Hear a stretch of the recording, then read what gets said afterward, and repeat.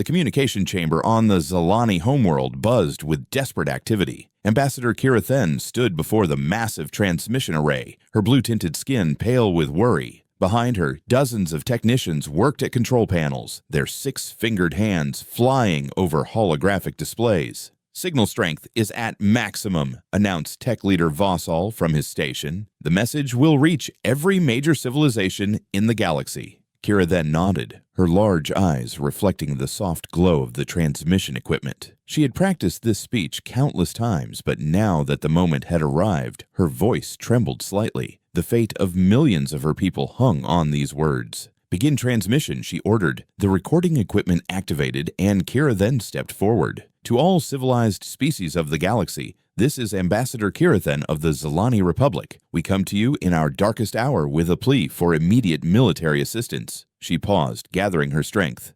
3 days ago, our agricultural colony of Haven's Rest came under attack by an unknown enemy. We call them the Void Swarm. They are unlike anything we have encountered in our 1,000 years of space travel. The display behind her showed footage from Haven's Rest. The images were horrifying. What had once been green fields and crystal cities was now a gray wasteland. Strange, dark creatures moved across the surface like living shadows, consuming everything in their path. The swarm consists of crystalline beings that feed on all organic matter. Kira then continued. "They arrived without warning and began devouring our crops, our forests, even our people. Nothing seems to stop them. Energy weapons pass through them. Explosives only scatter them temporarily. They reform and continue their advance." More footage played, showing Zalani defense forces firing at the creatures. The weapons had no effect. The dark forms simply absorbed the energy and grew larger. When bombs exploded among them, the pieces quickly pulled back together. "Haven's Rest feeds 3 star systems," Kira then explained. "Over 50 million people depend on the food grown there. But that is not our only concern. The swarm is learning. Each world it consumes makes it stronger and more intelligent. Our scientists believe it will spread throughout the galaxy if not stopped." She turned to face the camera directly. "We have lost contact with our second colony, Green Valley, as of 6 hours ago. Long-range sensors show the same gray spread covering that world as well. The swarm moves faster than our fastest ships. It will reach Haven's Rest main continent in 4 days." The ambassador's voice cracked slightly. "The Zalani have always been a peaceful people. We are farmers and artists, teachers and healers. We have no weapons that can harm these creatures. Our small defense fleet was destroyed in the first attack. We have nowhere else to turn." Behind her, tactical displays showed the swarm's projected movement. The gray area grew larger with each passing hour. Computer models predicted it would consume the entire planet within 2 weeks. "We formally request immediate military aid from any civilization capable of combating this threat," Kira then said. "We offer in return full access to our agricultural technology, our art, our music, anything we possess that might be of value. We only ask that you help us save our people and prevent this horror from spreading." The transmission equipment powered down, and Kira then slumped against the podium. Tech leader Vossal approached her with a gentle expression. "The message is being broadcast on all emergency frequencies," he reported. "Every major power in the galaxy will receive it within hours." "And do you think they will help us?" Kira then asked. Vossal was quiet for a long moment. "The Kyrians have the most advanced fleet. If anyone can stop the swarm, it would be them." "But will they?" she pressed. He had no answer for that. Across the galaxy, the message reached the gleaming towers of the Kyrian Empire. Admiral Zexlar reviewed the footage in his pristine command center, surrounded by holographic displays showing fleet positions throughout Kyrian space. "Fascinating," he murmured to his aide, Commander Nethera. "These creatures appear to be some form of collective intelligence." "Should we prepare a response fleet?" Nethera asked. The admiral studied the tactical data. "No. Our forces are designed for precision strikes against known targets. This swarm is too unpredictable. We cannot risk our ships against an enemy we do not understand." In the war halls of the Thaxan Confederacy, General Morthuk slammed his massive fist on the strategy table. The hulking warrior's tusks gleamed in the red light of the command center. "Cowards!" he roared at his subordinates. "The Zalani call for aid, and we consider running." "General," his chief advisor cautioned, The reports indicate these creatures can consume metal as well as organic matter. They could destroy our entire fleet. Morthuk's anger faded into calculation. The Thaxans prized their warrior culture above all else, but they were not foolish. A dead warrior served no purpose. "Send the Zilani our condolences," he said finally. "Tell them we cannot spare ships for a suicide mission." In the trading halls of the Merchant Guild of Vega, Calculator Prime Dexon reviewed financial projections. The thin, gray-skinned being's 4 eyes moved independently as he studied profit margins and resource costs. The expense would be enormous, he told the assembled guild masters. Even if successful, the Zilani have little to offer in return. Their agricultural technology is already well known. Their art has minimal market value. "What of the threat to other worlds?" asked Guildmaster Fernie. "Regrettable," Dexon replied, "but not our problem unless it reaches guild space. By then, we will have time to prepare better defenses." Similar scenes played out across the galaxy. The aquatic Morai claimed their water-based weapons would be useless. The insectoid hive speakers declared the swarm a natural force beyond mortal intervention. The crystalline Shareth simply ignored the message entirely. On Haven's Rest, the gray tide continued its advance. Zilani refugees fled southward, carrying what few possessions they could manage. Behind them, the swarm consumed everything: buildings, vehicles, even the very soil beneath their feet. In orbit above the dying world, the last Zilani ships prepared for evacuation. Captain Mordain watched through his viewport as the gray spread across his homeworld's northern continent. "Any response from the galaxy?" he asked his communications officer. "Negative, Captain. Only automated acknowledgement signals." Mordain closed his eyes. In all his years of service, he had never felt so helpless. "Continue monitoring all frequencies. Perhaps someone will answer." But in his heart, he feared they were truly alone. Deep in space, far from the galactic core, monitoring stations detected the Zilani transmission.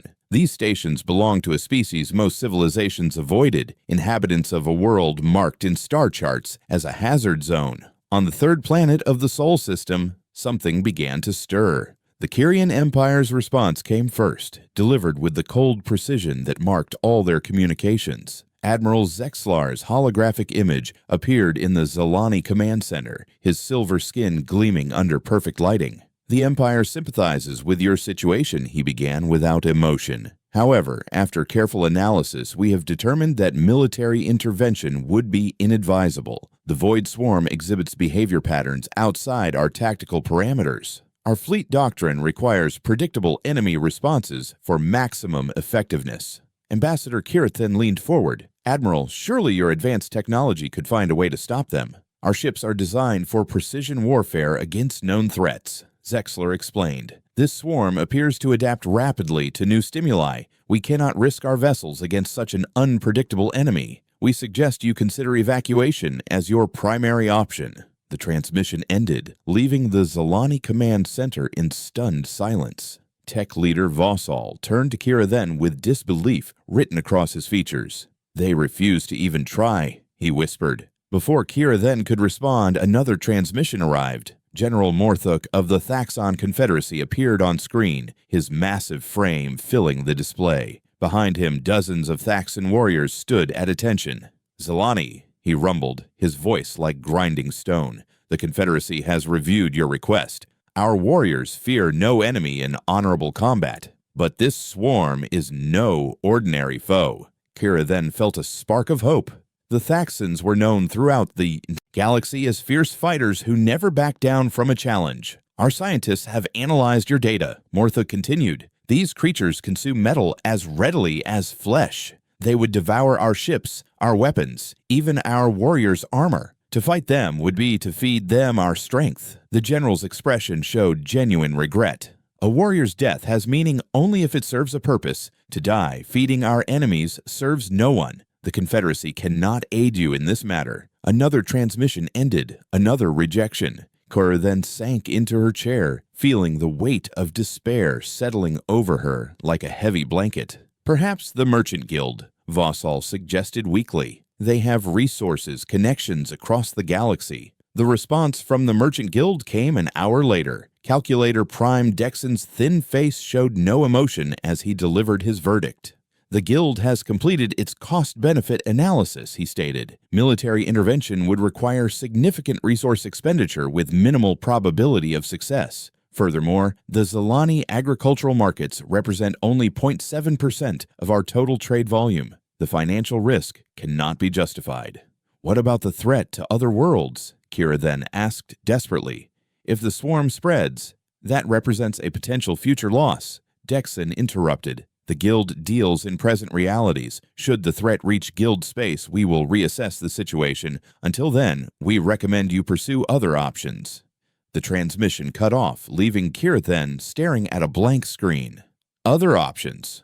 What other options did they have? Throughout the day, more responses trickled in. Each one was another door slamming shut, another hope crushed. The aquatic Morai sent a flowery message full of sympathy, but explained that their water-based weapons were fundamentally incompatible with the terrestrial nature of the threat. Their ships, designed for liquid environments, could not operate effectively on dry worlds. The Hive speakers, a collective insectoid intelligence, transmitted a brief statement. The swarm represents a natural force of cosmic balance. To interfere would disrupt the universal order. The Hive offers its condolences, but cannot act against the will of nature. Even smaller species found excuses. The peaceful Lundari claimed their vessels were purely exploratory and carried no weapons. The energy beings of Nexus Prime declared themselves unable to interact with physical matter on the required scale. The machine intelligence of Pharaoh Collective calculated that the swarm posed no threat to artificial life forms and therefore fell outside their parameters of concern.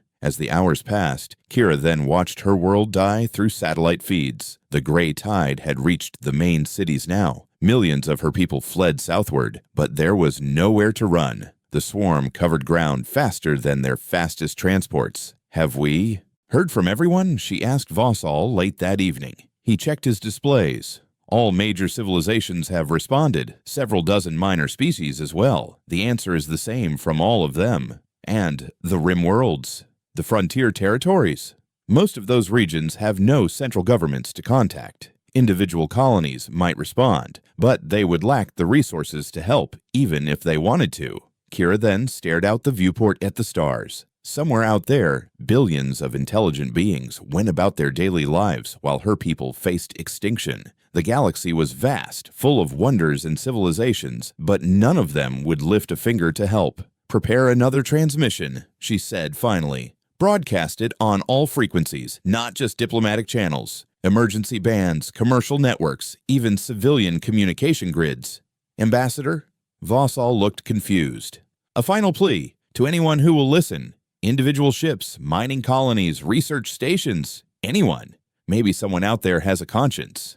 The transmission went out an hour later. Kira then stood before the camera, no longer the polished diplomat, but a desperate being fighting for her people's survival. This is Ambassador Kira then of the Zilani Republic, broadcasting on all frequencies. Our formal requests for aid have been denied. The great powers of the galaxy have chosen to abandon us to our fate. But perhaps someone is listening. Anyone with the courage to help, please respond. We don't need a fleet or an army. We just need someone to try. Her voice broke slightly. The swarm will reach our capital city in 36 hours. After that, Haven's Rest will be lost forever. If there is anyone out there who believes that life has value, that innocent beings deserve protection, please help us. We have nowhere else to turn. The message spread across the galaxy, bouncing between relay stations and communication satellites. Most who received it deleted it immediately, another piece of unwanted spam cluttering their channels. But in some corners of space, beings paused to listen. On a mining station near the Galactic Rim, a human engineer named Marcus Webb stopped his work as the message played over the facility's speakers. Around him, his crewmates, tough men and women who had spent years extracting resources from dead asteroids, listened in silence. Jesus, whispered Sarah Chen, the station security chief. Those poor bastards! Marcus pulled up the location data. Haven's Rest was thousands of light years away, far beyond the reach of their small mining ships. But the message haunted him. He forwarded it to his brother on Earth's orbital defense platform. On Luna Base, Commander Elena Vasquez received similar footage from her contacts throughout human space. The images of the gray swarm consuming everything in its path reminded her of the stories her grandmother told about the great plagues of Earth's past.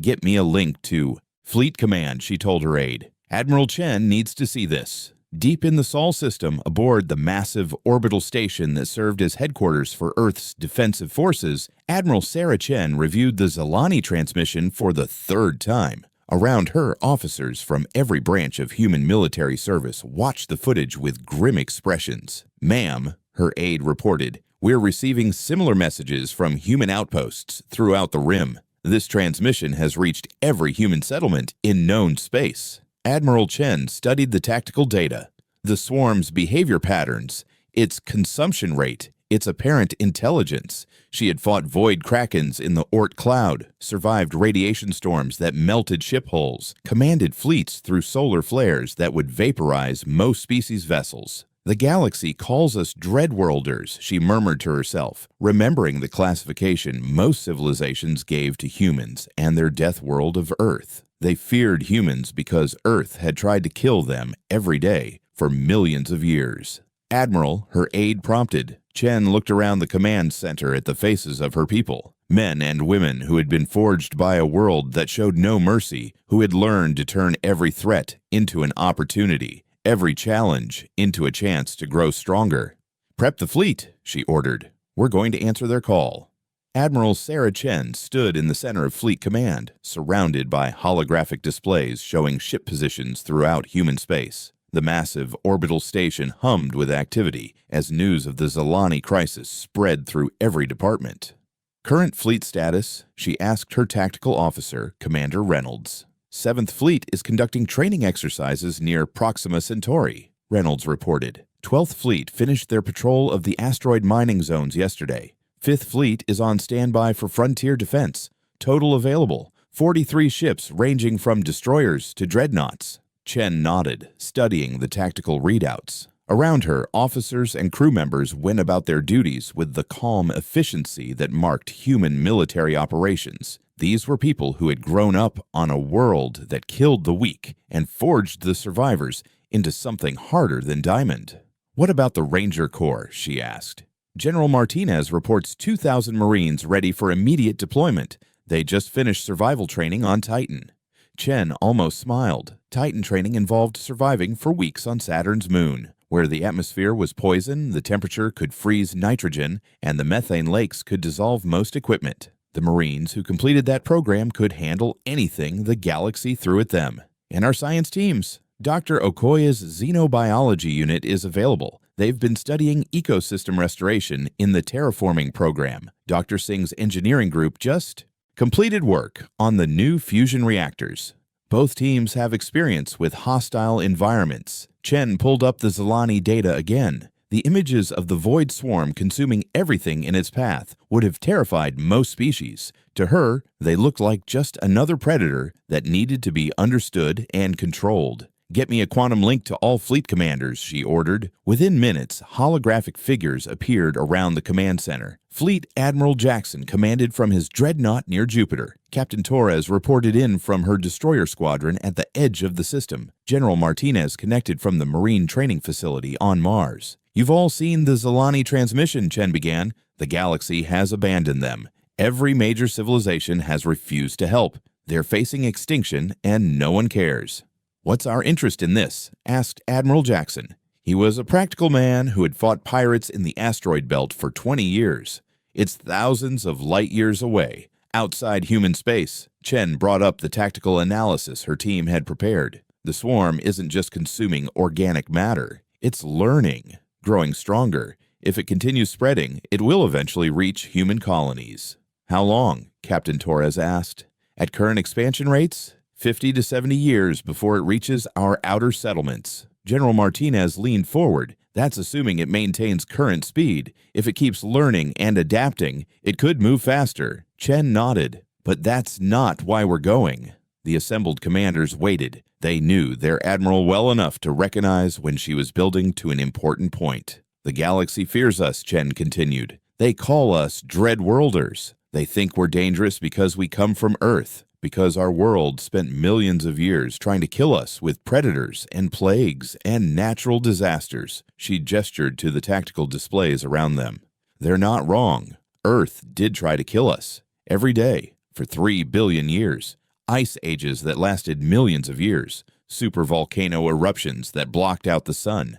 Asteroid impacts that wiped out 90% of all life. Diseases that killed by the billions. Captain Torres spoke up. "What's your point, Admiral?" "My point is that they're afraid of us for the wrong reason. They think surviving all that made us into killers. But that's not what Earth taught us." Chen pulled up images of Earth's restored ecosystems, forests that had been replanted after ancient disasters, coral reefs rebuilt after climate catastrophes, cities that had been rebuilt after earthquakes and tsunamis. Earth taught us that everything wants to live. Everything has a place in the system. Even the predators, even the disasters, even the diseases. They all serve a purpose. Our job isn't to kill them. Our job is to figure out how to live with them. She switched the display to show human. Terraforming projects. Dead worlds transformed into gardens. Toxic atmospheres converted into breathable air. Barren rocks turned into flourishing ecosystems. "We didn't survive by becoming the biggest predator on Earth," she explained. "We survived by learning how to turn every threat into an opportunity, how to make the worst part of our environment work for life instead of against it." Admiral Jackson was quiet for a moment. "Including ourselves." "Including ourselves," Chen confirmed. "The galaxy sees the Void Swarm as an unstoppable force of destruction. They think it's too dangerous to fight. But we've fought bigger monsters than this. Remember the Void Krakens? Remember when the solar storms nearly wiped out Luna Colony?" General Martinez nodded grimly. "We didn't beat them by running away. No, we beat them by understanding them, by finding their weakness, by turning their strength against them." Chen looked around at her commanders. "The swarm feeds on organic matter and grows stronger. What if we could control what it feeds on? What if we could change how it grows?" The room was silent as the implications sank in. Captain Torres was the first to speak. "You want to modify its feeding behavior." Dr. Okoye thinks it's possible. The swarm shows biological patterns similar to Earth's ecosystem engineers, species that reshape their environment. If we can understand those patterns, we might be able to redirect them. Admiral Jackson studied the data. "It's insane. We'd be operating thousands of light years from home, with no support, against an enemy that consumed 3 planets." "Yes," Chen agreed, "but it's also exactly the kind of impossible situation Earth trained us for." She activated the fleet-wide communication system throughout human space, on ships and stations and colonies. Her words reached every human military unit. "This is Admiral Chen to all commands. The Zilani are facing extinction. The galaxy has abandoned them. But we remember what it's like to face impossible odds with nowhere to run and no one to help us. We remember what it's like to stand alone against forces that want to destroy everything we've built." Images of human history flashed on screens across the fleet. The aftermath of the ancient plagues, the rebuilding after the climate disasters, the long struggle to transform Earth from a death world into a garden. Earth made us what we are by never giving us an easy choice. Today, we don't have an easy choice either. We can let the Zilani die and hope the swarm never reaches us. Or we can do what humans have always done when faced with an impossible threat. She paused, letting the weight of the decision settle over her people. "We can figure out how to turn it into an opportunity for life to flourish."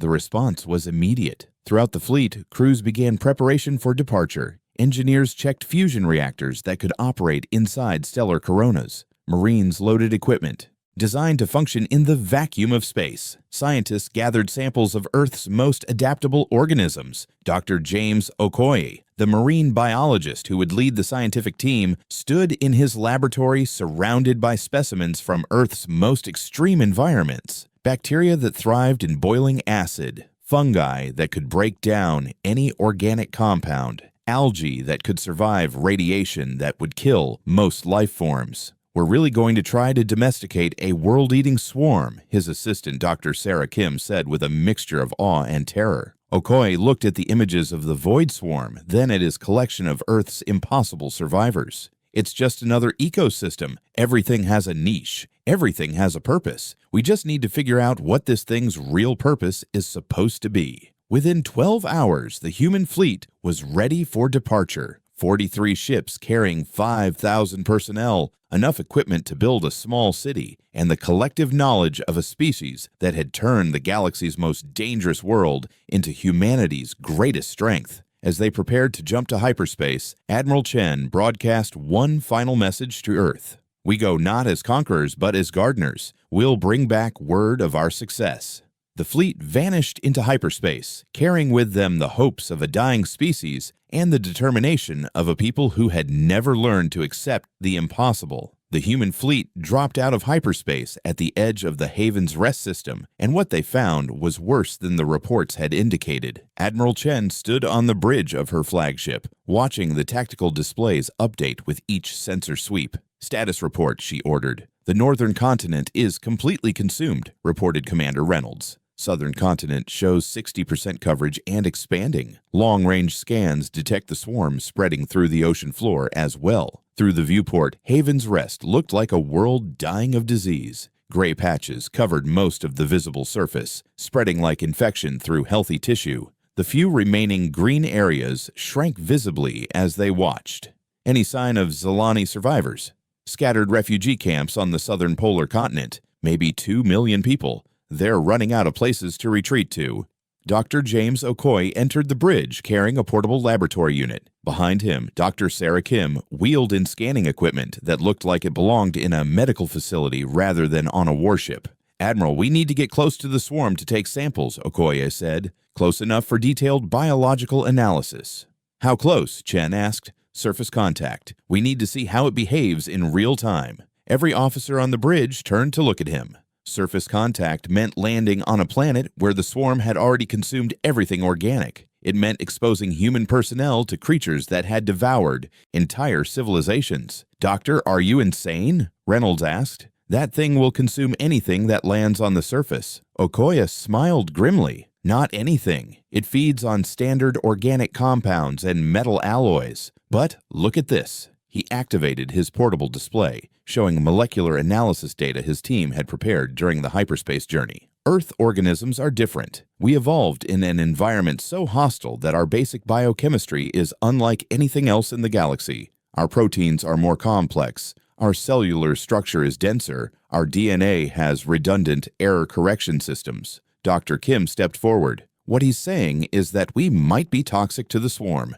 at least initially. Long enough to study its behavior patterns." Chen studied the data. It was a theory based on limited information, but it was the kind of calculated risk that humans specialized in. "What do you need?" "A landing team, Marines in environmental suits, scientific equipment, and about 6 hours of surface time." 6 hours on a planet being consumed by world-eating monsters. 6 hours to save 3 star systems, Okoye corrected. Chen looked around the bridge at her officers. These were people who had faced impossible odds before and survived. They had learned from Earth that the most dangerous situations often presented the greatest opportunities. "Reynolds, prep a landing team. Full environmental protection, heavy escort. Dr. Okoye gets his 6 hours."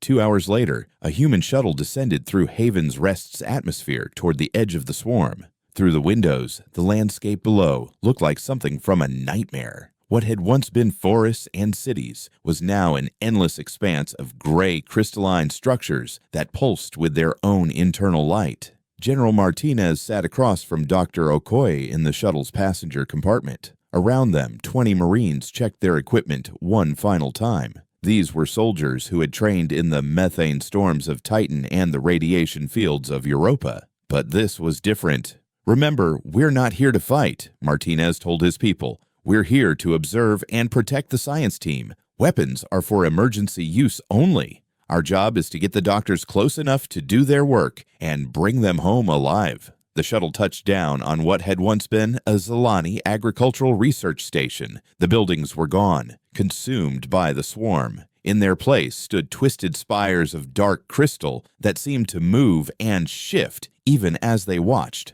Okoye was the first to step out onto the surface, his environmental suit's sensors recording everything. The atmosphere registered as breathable, but contaminated with unknown organic compounds. The ground beneath his feet felt spongy, alive. Fascinating, he murmured into his communicator as the Marines formed a protective circle around him. It's not just consuming organic matter, it's transforming it. Look at these structures. He knelt beside one of the crystalline formations and carefully took a sample. The dark material felt warm to the touch and seemed to pulse with internal movement. Dr. Kim set up her scanning equipment while the Marines watched the horizon nervously. In the distance, the leading edge of the swarm was visible as a wave of gray that moved steadily southward. "Biological readings are off the charts," she reported. "This isn't just a swarm of individual creatures. It's a collective organism, like a giant fungal network." Okoye studied the data streaming across his displays.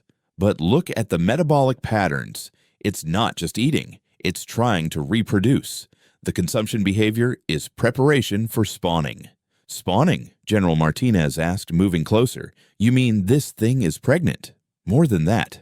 I think it's trying to establish a permanent ecosystem. Look at these structures. They're not random. They're following biological engineering principles, root systems, nutrient distribution networks, communication pathways." Dr. Kim looked up from her equipment with excitement. "James, if this is ecosystem engineering behavior, then we might be able to redirect it." "Redirect it how?" Martinez asked. Okoye was already running calculations on his portable computer. "On Earth, we have organisms that reshape their environment for reproduction. Beavers build dams, coral polyps create reefs, humans build cities, but they all follow biological imperatives we can understand and influence." He turned to face the general. "What if the swarm isn't trying to destroy Haven's Rest? What if it's trying to transform it into a breeding ground? What if we could change what it's trying to build?" Over the next 4 hours, the human science team collected samples, recorded behavioral patterns, and mapped the swarm's internal structure. What they discovered revolutionized their understanding of the threat.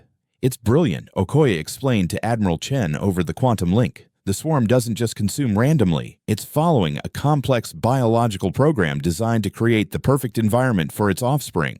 "What kind of environment?" Chen asked. "A stable ecosystem with controlled population dynamics, balanced nutrition cycles, and optimal reproduction conditions. It's trying to turn Haven's Rest into the perfect nursery world," Dr. Kim added her findings. "But the program is flawed. It's designed for the swarm's home environment, wherever that is. Haven's Rest has different mineral compositions, different atmospheric conditions. The swarm is compensating by consuming everything and starting over. Can we fix the program?" Okoye looked at his data one more time. "We can do better than that. We can give it what it really wants." The solution was characteristically human in its audacity. Instead of fighting the swarm, they would feed it, but not random organic matter, specially designed synthetic compounds that would slow its reproduction cycle and make it less aggressive. "We create feeding stations throughout the infected areas," Okoye explained to the assembled fleet commanders. "Synthetic organic material designed to satisfy its nutritional needs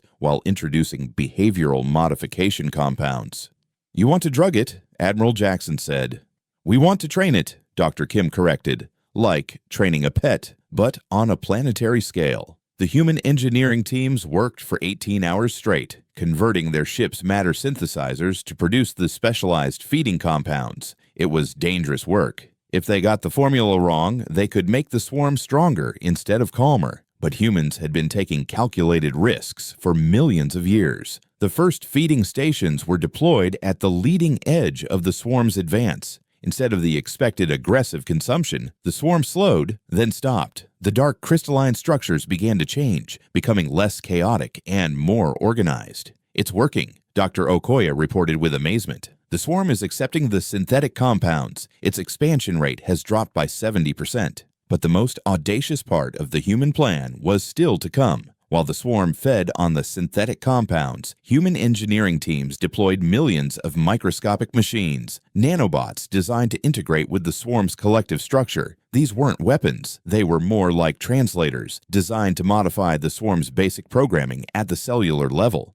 Instead of consuming and destroying, the modified swarm would restore and enhance. "We're essentially performing surgery on a planetary ecosystem," Dr. Kim explained as they watched the nanobots begin their work, replacing destructive impulses with constructive ones. 3 days after the human fleet's arrival, the impossible began to happen. The gray tide stopped advancing. The twisted crystal spires began to change, becoming more organic in appearance. Green began to appear at the edges of the infected areas. The swarm is reversing its consumption patterns, Okoye reported to Admiral Chen. It's actually restoring the ecosystem it previously destroyed. Chen watched the transformation through her viewport. Where there had been gray desolation, forests were beginning to regrow. The swarm's collective intelligence had been redirected from destruction to restoration. How long will the modification hold?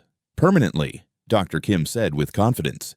The nanobots have become part of the swarm's reproductive cycle. Every new generation will carry the modified programming. Chen opened a channel to the Zalani refugee camps. Ambassador Kirathen appeared on screen, her face showing a mixture of hope and disbelief. Ambassador, your world is safe. The swarm has been neutralized and redirected. You can return to your homes. Kirathen was quiet for a long moment. How is this possible? The greatest military powers in the galaxy said it couldn't be done. Chen looked out at Haven's Rest, where the modified swarm was already beginning to repair the damage it had caused. They tried to fight it. We tried to understand it.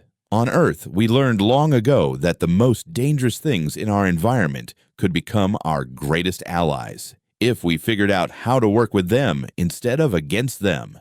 3 months after the human fleet's arrival, Haven's Rest bloomed with life more abundant than it had ever known. Ambassador Kira then stood in what had once been the gray wasteland of her world's northern continent, watching human and Zalani children play together in gardens that defied imagination. The modified Void Swarm had become something unprecedented in galactic history, a restoration force that actively repaired damaged ecosystems. Where once there had been simple farmland, now flourishing forests grew alongside agricultural zones that produced more food than the planet had ever generated. The swarm's collective intelligence worked tirelessly to optimize every aspect of the environment. The soil composition is perfect, Dr. Okoye explained to the assembled delegation of galactic representatives who had finally arrived to witness what had happened. The swarm has been filtering out pollutants accumulated over centuries of mining operations. It's even repairing genetic damage in the native plant species.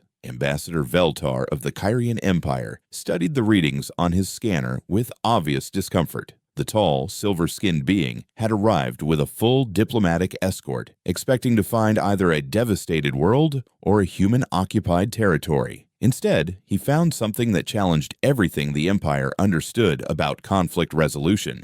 "You did not destroy the enemy," Veltar observed, his voice carrying the precise tone that marked all Kyrian speech. "According to our strategic models, that should have been impossible." Admiral Chen, who stood nearby observing the interaction, turned to face the Kyrian ambassador. "We didn't see it as an enemy. We saw it as a misguided ecosystem engineer. But it consumed 3 planets, killed millions of beings." "Yes," Chen agreed quietly. "And now it's restoring 4 planets and will save billions of beings." That's the difference between seeing a problem to eliminate and seeing a system to redirect. General Morthuk of the Thaxon Confederacy rumbled with confusion. The massive warrior had demanded to see the human military installations, expecting to find mighty fortresses and weapons capable of destroying worlds. Instead, he found research stations and ecological monitoring posts. "Where are your weapons?" he asked Admiral Chen.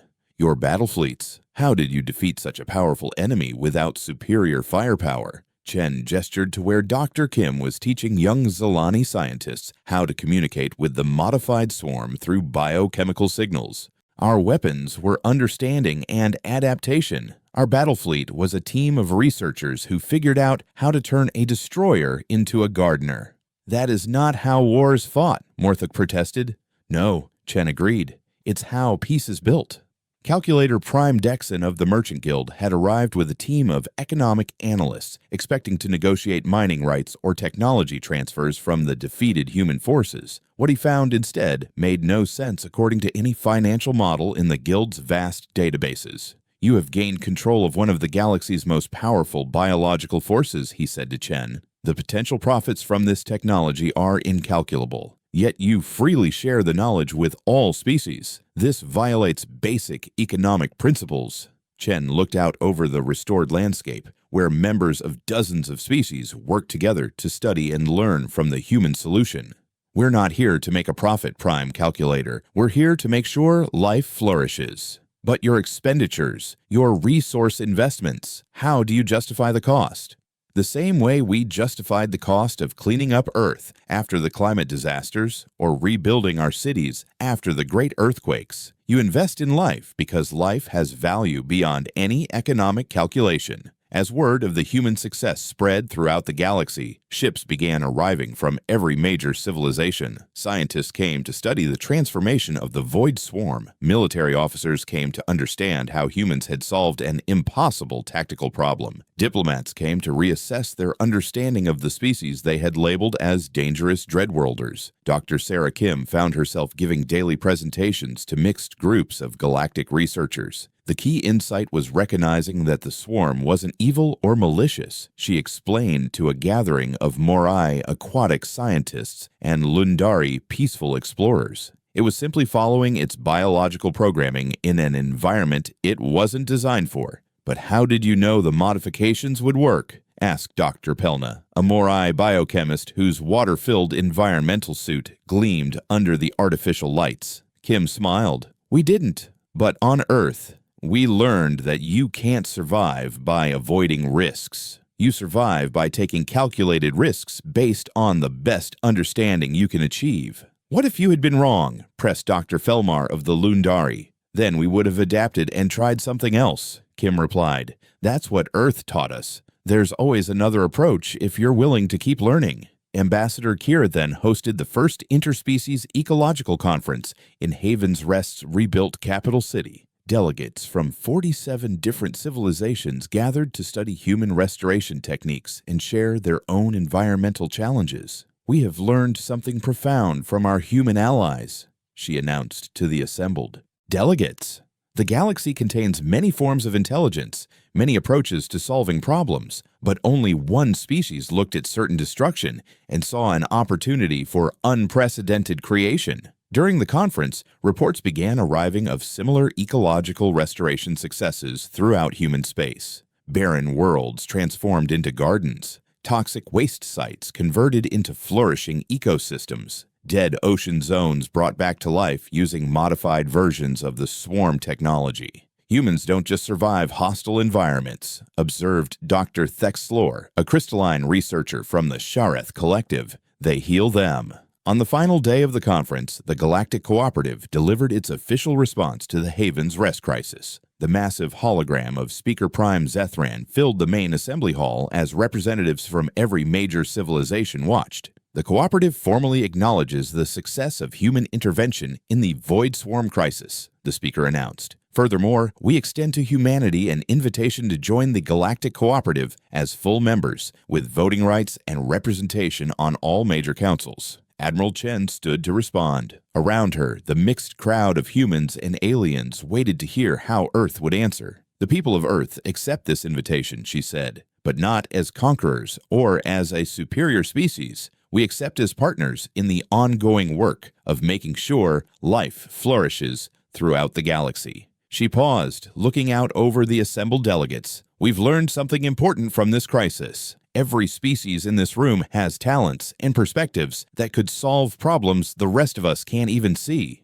The Kyrians' precision could prevent disasters before they start. The Thaxans' courage could protect worlds we haven't even discovered yet. The merchants' efficiency could distribute resources where they're needed most. The galaxy is not a collection of separate civilizations competing for resources, Chen continued. It's an ecosystem, and like all ecosystems, it works best when every part contributes its unique strengths to support the whole. 6 months later, the first joint human-alien research station was established in orbit around Haven's Rest. The station brought together the galaxy's best minds to study ecosystem engineering, biological restoration, and sustainable development. Dr. Okoye, now director of the station's research program, often stood in the observation deck looking down at the world that had once faced extinction. The modified Void Swarm continued its work, spreading slowly and carefully to nearby worlds that had requested ecological restoration. We gave them a second chance, he mused to his assistant, Dr. Kim, during one of their daily review sessions. But they gave us something too. What's that? Kim asked. Proof that the most dangerous thing in the galaxy can become its greatest blessing if you understand it well enough, and care enough to try. Below them, Haven's Rest turned slowly in the light of its sun, green and blue and beautiful, a testament to what could be accomplished when beings chose cooperation over competition, understanding over fear, and hope over despair. The galaxy had learned that the Dreadworlders of Earth were indeed dangerous. Dangerous to despair, dangerous to hopelessness, and dangerous to the belief that some problems were too big to solve. In the end, that was exactly the kind of danger the galaxy needed.